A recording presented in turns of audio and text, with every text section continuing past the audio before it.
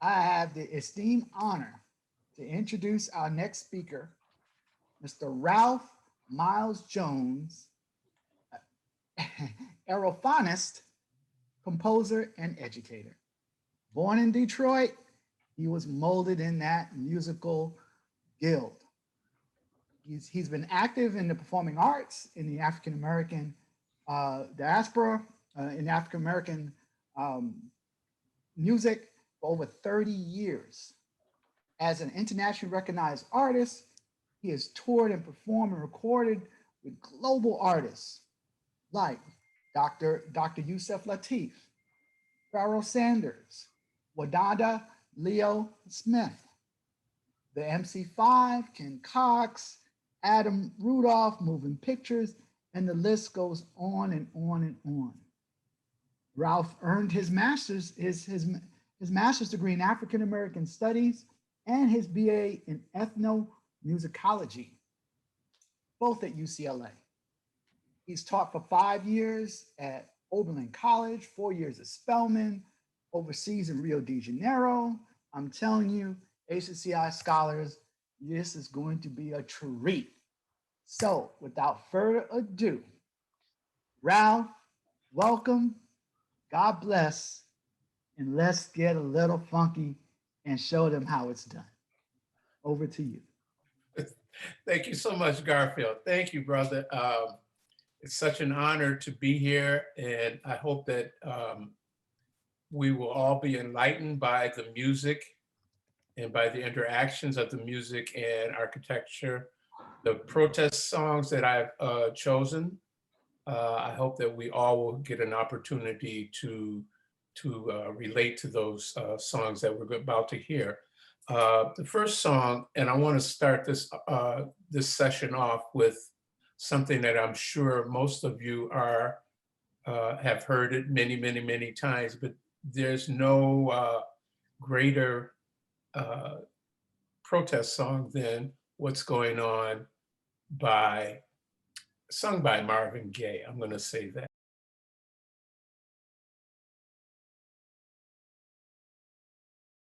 You know, as we listen to this music that I've selected for this discussion, I do want to give a historical view on how some of these compositions, how some of these songs came about. Um, you know, growing up in Detroit, I was very, very aware of who Marvin Gaye was, who Motown was, of course. But when I selected, or when the song "What's Going On" was selected, it made me go into the um, the history of it and who actually, you know, people think that Marvin Gaye wrote the song, but actually the song was written by Obie Benson, who was a member of the Motown group, the Four Tops. And he was going to a performance in Berkeley, California, and the bus that they were riding on, they happened to witness a protest against the war in Vietnam. The police were very brutal to the people. They were beating kids, pushing kids back, parents, children, and all these different things. And it prompted Obie Benson to say, "What's going on? What is this? Why is this happening?"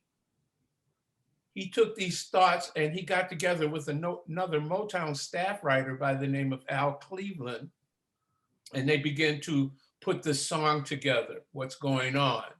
Uh, Initially, Berry Gordy did not want them to do this song. Obie Benson actually presented the song to the Four Tops. They rejected it.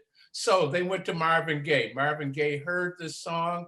He loved it. He actually gave the song the title, "What's Going On."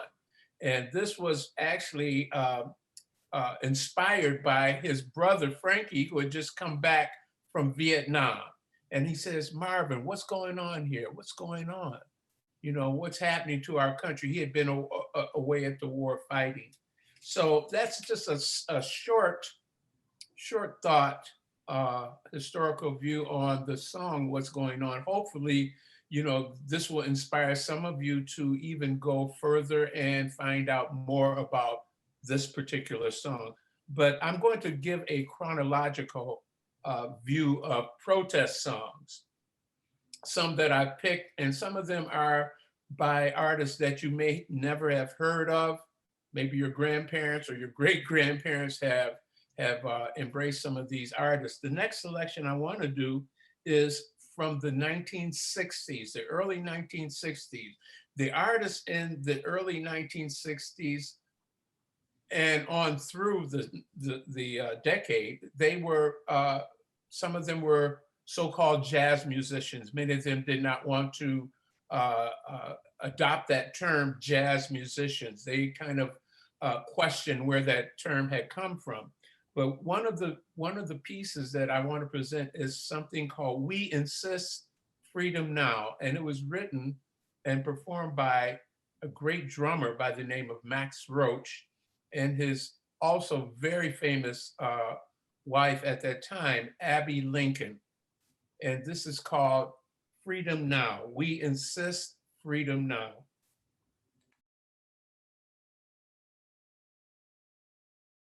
We insist, freedom now. Max Roach and Abbey Lincoln and the other members of their ensemble. What a great group and what a great statement. We insist, freedom now. And it tells you that it goes back. It didn't just start with Black Lives Matter. It didn't just start with Martin Luther King. It started earlier than that. It started with the music. And the music by Max Roach and Abbey Lincoln addresses that freedom now. They saw all the indiscrepancies and the things that were happening in our communities, and they wrote music about it. And this is this next piece is written by another famous musician, a bassist by the name of Charles Mingus. The connection between Charles Mingus and Max Roach is that they were one of the first musicians to have their own music label, and it was called Debut Records. And Charles Mingus wrote this song called Fables of Faubus. And Faubus, if you don't know, and I hope you will check out who Faubus is, Governor Faubus was the governor of Arkansas. He was totally against integration. He was a racist.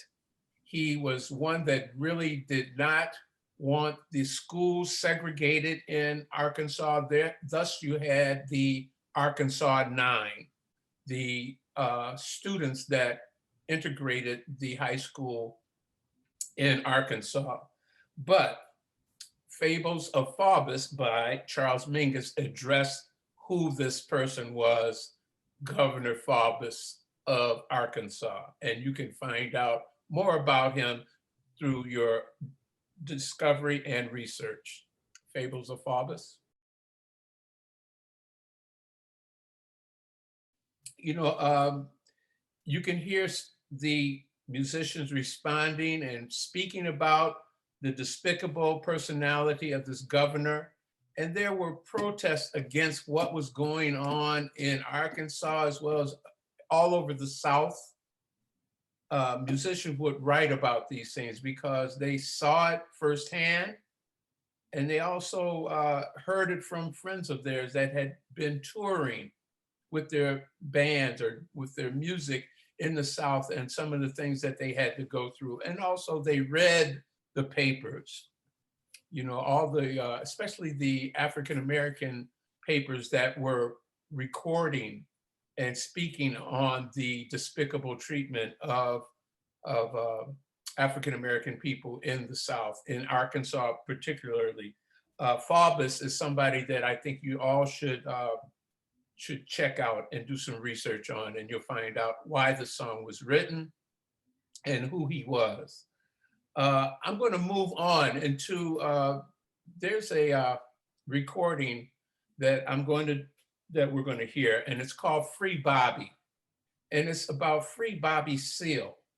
Bobby Seale was one of the Black Panthers that had been imprisoned. And I hope you all know who the Black Panthers were. And that's not the movie, by the way. This is the the group of African Americans that were founded on in Oakland.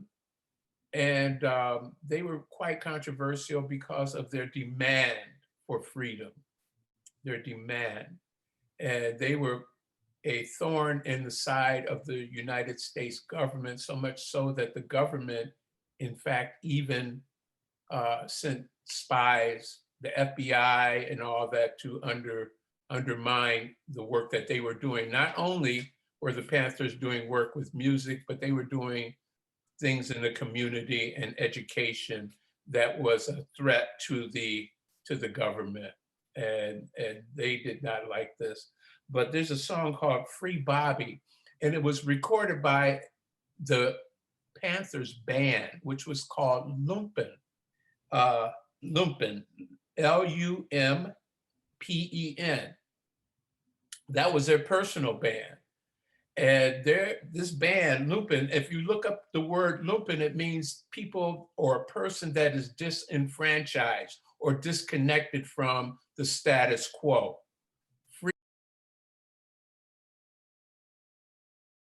Okay, interesting. Bobby must be set free. How much of a social protest can this be? How incredibly explicit.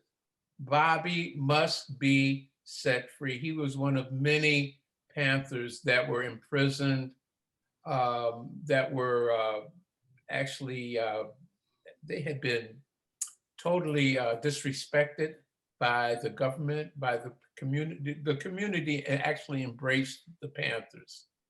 And Bobby Seale was one of the ones that was taken and imprisoned. And this song was about setting him free, letting him go. This is a proclamation, social protest song, a proclamation, declaration. A declaration protest song. There's a declaration here, say it loud. He didn't say it soft or say it correctly. He said, say it loud. I'm Black and I'm proud. This kind of leads us into our next selection, which also talked about the conditions of Black families, the condition of the Black community at the time that this particular song was recorded. And it was recorded by a song from Detroit, from Motown, they used to be very famous for love songs and songs about relationships between men and women, etc. But this song is by the Temptations, and it's called Ball of Confusion. So I hope that we know that protests did not just start in the last 10 years, that people were talking about the same kinds of things even back in the 1960s and 70s, and even way before that. There's a song called Compared to What? And I've always embraced this song. It's two different versions of it. There's one version by a great pianist and saxophonist by the name of Les McCann and Eddie Harris. They did a recording, and it's kind of, the language is kind of dicey, so we won't have that. But during research and during my search to find another recording of this, I found a recording by the great vocalist, pianist, activist. Her name is Roberta Flack. Roberta Flack did the recording of Compared to What by Les McCann. Compared to What? Roberta Flack. In your spare time, students and faculty and listeners, I hope you'll get a chance to check out the other version of most of us my age, I guess. We've heard the original version of Compared to What. Protest songs and social protest music did not just happen in the United States. Down in the Caribbean, you know, there's a small island called Jamaica, And, you know, Jamaica had their own challenges that they were going through at the time. And one of the great artists that came out of Jamaica was named Bob Marley. And the music is going to be changing as we go through some of these songs. And I hope we can get through all of them. Get up, stand up for your rights. Yes. Get up, stand up for your rights. You know, Bob Marley was talking about, you know, there's some other things besides what we hear within the confines of a church and from ministers. They were talking about listening to the words of the demonstrators, what the people wanted. The next composition or the next song that I'd like for you to hear is by Aretha Franklin, and it's called Rock Steady. As I was listening to the beat of this Rock Steady, I kept thinking about, and I think this song came out around the time where the demonstrations against apartheid in South Africa were very strong. And the beat, Rock Steady, had something to do, in my mind, with the people that were fighting against apartheid. Rock Steady. And you hear that sound from Aretha Franklin. What you hear consistent in all these songs is the cry for freedom, is the cry against protest, the cry about protest, the cry against conditions that precipitated these conditions that we have. There was a great songwriter and musician out of Detroit, and I know most of you will know this, and this is a song about the conditions in the inner city, about the quest for education, the relationships between mothers and fathers and their children. Mr. Stevie Wonder, Living for the City. Yes, living just enough for the city. His father works some days for 14 hours. He barely makes $1. You know, I want to move up because our time is going by really quickly. And Gil Scott-Heron, I hope some of you will check out who Gil Scott-Heron is, because he was one of the first that began with spoken word in his music. And I think it's important to hear this composition that he wrote called When the Revolution Comes, Gil Scott-Heron.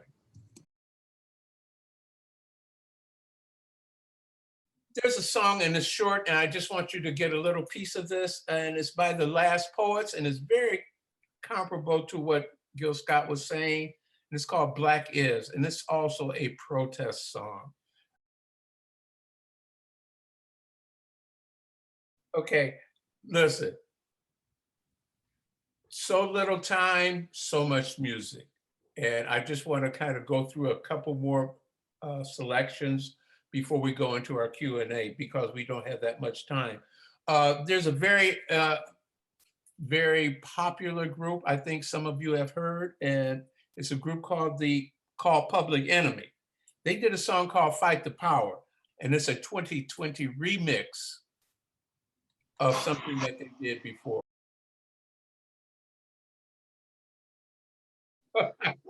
Yeah. Listen, that is worth listening to in its entirety, and I hope that you all will get a chance to go back and check out Fight the Power 2020, the remix version. Listen, I think we're getting close, but before we do that, you know, as I promised Kelly, and I also promised my son, I want to do Changes by Tupac.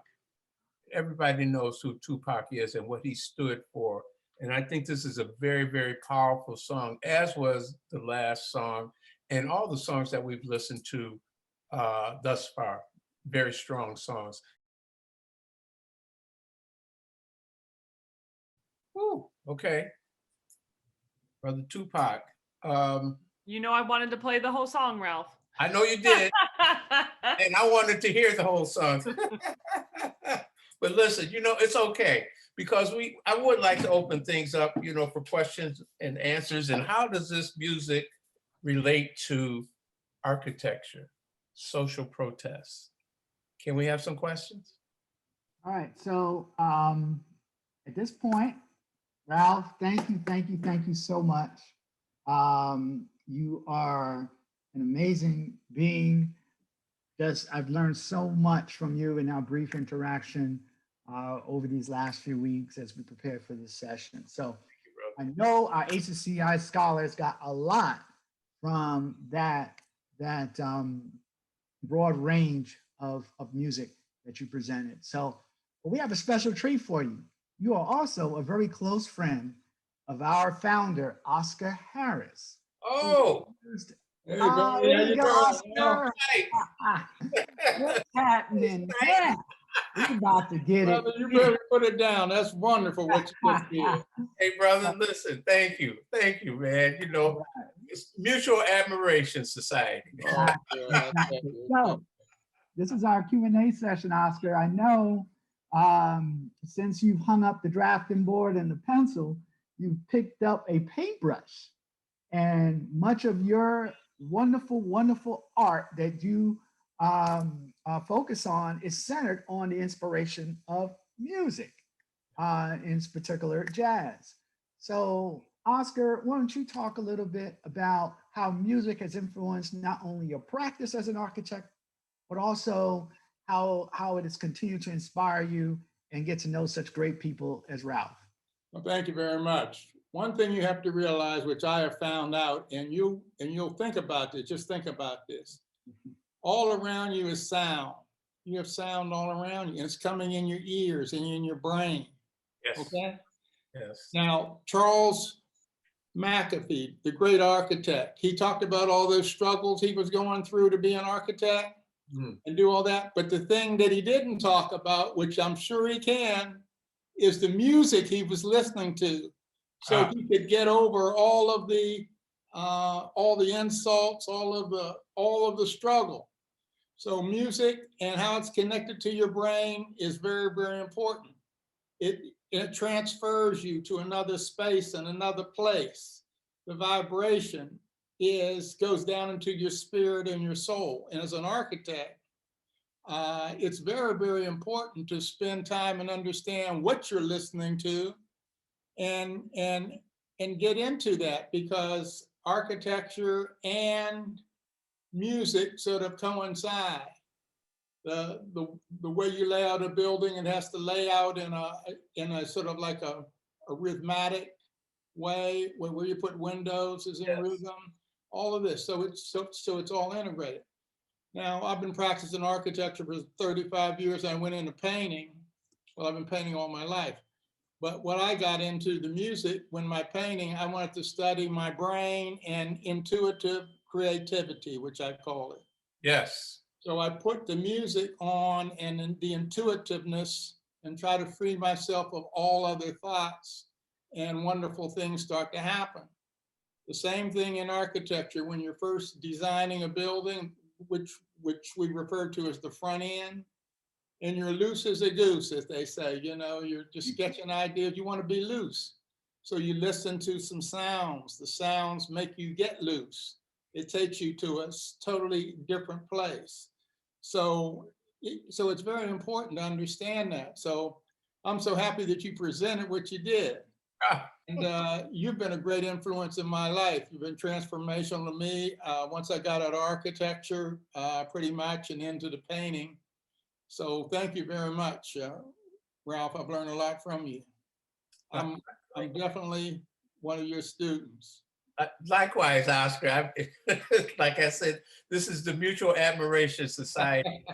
We had a very brief conversation last night, and we were talking about the relationship between architecture and music. Mm-hmm. And one of the very basic things that we learned is that when a music group begins to put it together, it's like architecture. You don't know what it's going to sound like. You don't know how the individuals are going to react with each other. And you build from nothing. And sound brings all this together. And it also, the experiences of these artists brings something together, just like architecture. Exactly. Building from nothing, Same from your process, spirit. Right. Yeah, that spirit that you talk about, that inspiration, that creativity happens within a music group, just as it does in architecture. You know, how profound. And I will say this before I get shut up. Cecil Taylor, the great pianist, had a love for bridges. And he said, I would rather play music to bridges than to look at a musical score of notes. I would rather see the architecture. And it tells you something. And if you listen to Cecil Taylor's music, it'll bring you into that very, very consciousness. Right, that flow. Yes. Yeah, Yeah. absolutely. Awesome, gentlemen. Ralph Jones, sir, you've done an awesome job. Great I know job, I Ralph. learned a lot Thank with your selections and your knowledge. And I know now why, when I was, from the time I was in architecture school, I popped up, I put on those headphones and I just got to flowing. Yeah. So Right, that's right. music is always a part of our profession. So gentlemen, thank you very much. Thank you very much. Oscar, thank you so much. Thank you Colin, very thank much you so much for your assistance in all of this. I Okay.